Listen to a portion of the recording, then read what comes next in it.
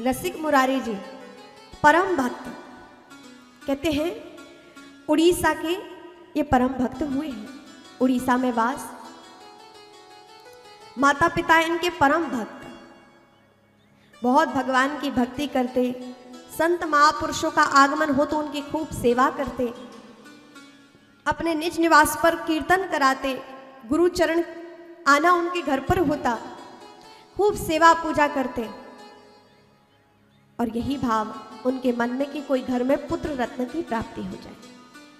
संतों की सेवा करते, साधनामय जीवन दंपति का, और समय हुआ गुरुदेव की आशीर्वाद से उनके यहाँ एक पुत्र रत्न की प्राप्ति हुई। अब माँ चाहती थी कि पुत्र का नाम रसिक रखा जाए और पिता चाहते थे कि पुत्र का नाम मुरारी रखा जाए। अब दोनों विचार ना कर सके कि पुत्र का नाम क्या रखें, तो गुरुदेव का घर में आगमन हुआ। गुरुदेव से विनती की कि गुरुदेव हम चाहते हैं कि हमारे पुत्र का नाम मुरारी रखा जाए और पुत्र की माँ चाहती है कि उनका नाम रसिक रखा जाए, क्या किया जाए, क्या नाम शोभनीय होगा। गुरुदेव ने कहा दोनों की इच्छा रखी जाए, पुत्र का नाम रसिक मुरारी रख देते हैं। माता पिता दोनों का आशीर्वाद पुत्र को मिले, रसिक मुरारी नाम रख दिया। और वैसा ही जैसा नाम वैसे उनके गुण, परमात्मा के चरणों में अनन्य उनकी प्रीति हुई। कहते हैं कि बाल्यकाल से ही उनके जीवन में ऐसे अद्भुत गुण, जब से जन्म हुआ तभी उनमें जीवन में इतनी तेजस्विता, इतनी उनकी दिव्यता। देखिए, यदि माता पिता भक्त हैं तो संतान में भी भक्तोचित संस्कार अवश्य होंगे ही होंगे। ऐसा बहुत कम होता है या ये अपवाद है कि किसी आत्मदेव के यहां धुंधकारी उत्पन्न हो जाए। आत्मदेव जैसे ब्राह्मण, तपस्वी ब्राह्मण, और उनके यहां कोई धुंधकारी प्रकट हो गया, ये अपवाद है। 100 में से 2 घटना हो सकती है, लेकिन अधिकतर यदि माता पिता भक्ति गुण संतान जन्म देते हैं, यदि उनके जीवन में भक्त्योचित संस्कार हैं, उनमें सद्गुण है, उनमें परमात्मा के चरणों में निष्ठा है, गुरु चरणों में निष्ठा है, तो अवश्य ही उनकी संतति पर इसका प्रभाव पड़ता है।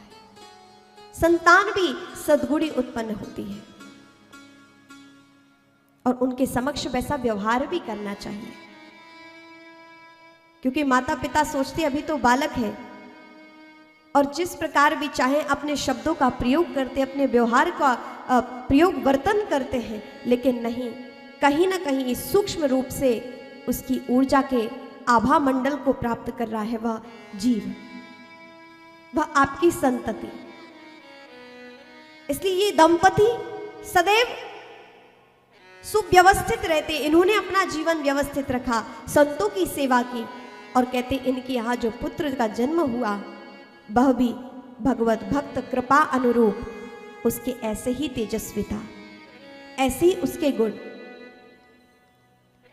महापुरुष कहते हैं अनेक जन्मार्जितम पुण्यम कृष्ण भक्ति प्रजायते। सहजता ही किसी के जीवन में परमात्मा की भक्ति जागृत नहीं होती। अनेक जन्मार्जितम पुण्यम, जब अनेक जन्मों के पुण्य जागृत होते हैं तब किसी के घर में भक्त संतान का जन्म होता है। इसलिए कुल तब पवित्र नहीं होता जब कोई बहुत धन कमाने वाली संतान जन्म ले ले, कि ला लाकर माता पिता को बहुत गड्डियां दे रहा हो। हाँ, समाज के रूप से सामाजिकता ठीक है कि धन का उपार्जन कर रहा है, समाज में तो खूब नाम होगा कि अरे उनका बेटा बहुत धन लेकर आता है, ठीक है, धन की भी आवश्यकता है, लेकिन धन होना कुल की पवित्रता की मान्यता नहीं देता। धन होना उसका गुण हो सकता है कि उसकी कला है कि वो धन कमा कर लाता है, लेकिन कुल की पवित्रता तब नहीं कि केवल धन कमा कर लाता है।